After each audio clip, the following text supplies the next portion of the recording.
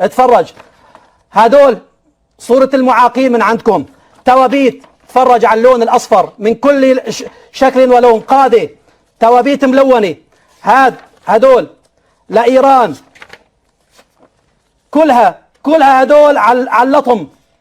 نوحوا على قتلاكم. هذا اللي بيجي لسوريا بيطأ بلاد الشام، بلاد الأبطال، هيك رح يصير فيه. ما مسموح لكم أبدا، ارحلوا عن هذه البلد. شو لكم عنا هون؟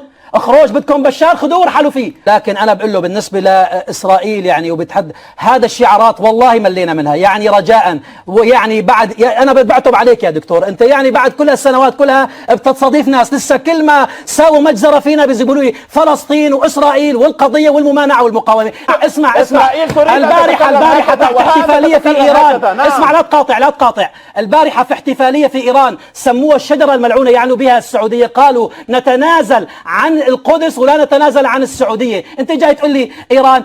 الخمينية المتوحشة قتلت 3.5 مليون مسلم عربي في اليمن وسوريا والعراق وما خدشت اسرائيلي. جاي تاجرنا لسه في اسرائيل، حاجة تاجر في دمنا واسرائيل. 3.5 مليون عربي مسلم قتلوهم في اليمن، في سوريا، في العراق، ولسه بيقول لك المقاومة. يا سيدي وين اسرائيل؟ ما خدشتوا جندي اسرائيلي، وين قعدت لايران؟ احتضنت المقاومة. الدول اللي عم تتحدث عنها هي ما عاملة حالها مثل ما حكايتكم رافعين المقاومة والممانعة واسرائيل والكذب. هذا جاي مخربط، يعني هو مخربط جاي على حلب. طريق القدس مو حلب.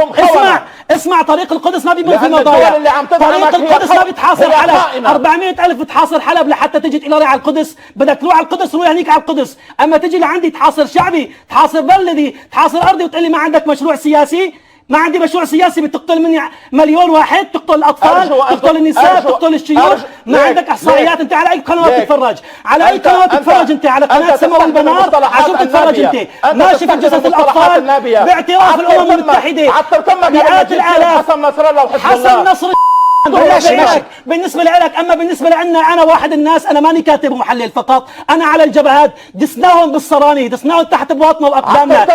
ما بسمح لي ولا ما اسمح لي، ماني سائل عليك، انا ماني سائل عليك كله على بعضه حتى تسمح لي وما اسمح لي. دسناهم بريف حلب الجنوبي، دسناهم بالساحل، دسناهم بفاطميون، بزينبيون، بخنازيريون، كلهم دسناهم. وكل ما بدي يبعث فوج رح ندوسه وحتى نفعسهم بالاقدام. بس دقيقه تدوسون انفسكم. بس دقيقه يا جماعه، بس خلينا ما نخرج.